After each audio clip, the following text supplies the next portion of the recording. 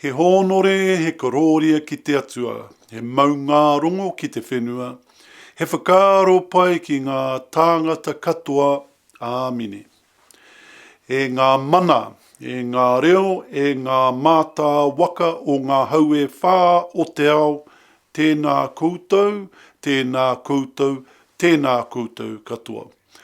Ko rāpata wiri tēnei, koe nei rā te mihi kauake ki a koutou, e pīkoko ana ki te reo Māori, nau mai.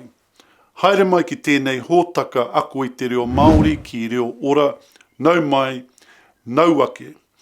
Welcome everyone to Reo Ora. My name is Rāpata Wiri and I am your Kaiwa Wao Reo or Māori language coach.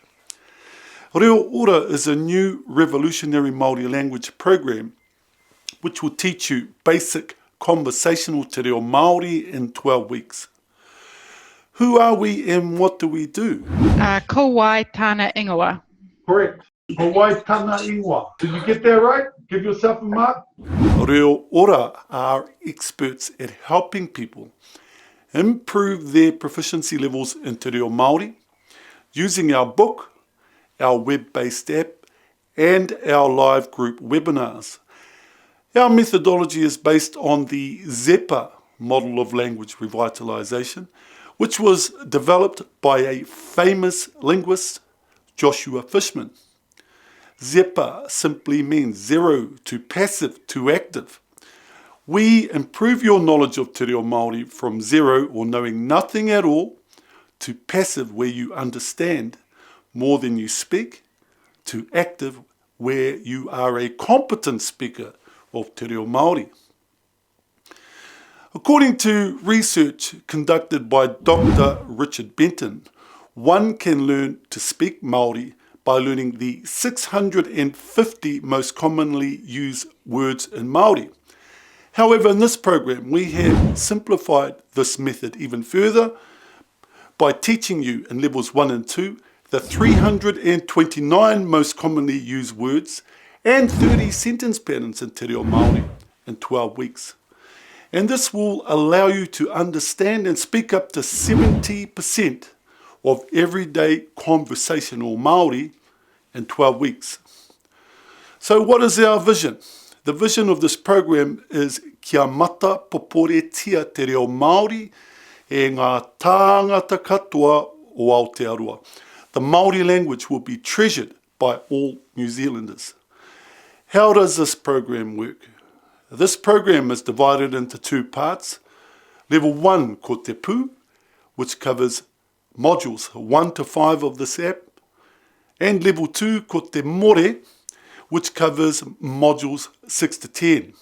This app aligns with the textbook, which we highly recommend you study in order to assist in your learning of te reo Māori.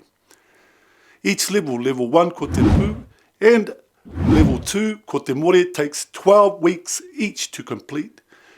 We recommend that even though you may already know some te reo Māori, that you begin from level 1 and progress towards level 2.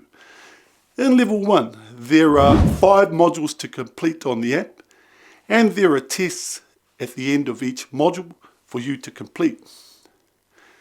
The tests are self-marking and the answers may be found at the very end of the app and at the back of the textbook. You must complete each module in sequence before moving on to the next module.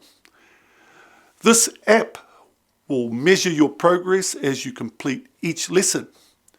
So once you have completed all 5 modules in level 1, ko te pū, you may then register for level 2, ko te more, and begin modules 6 to 10 of this program.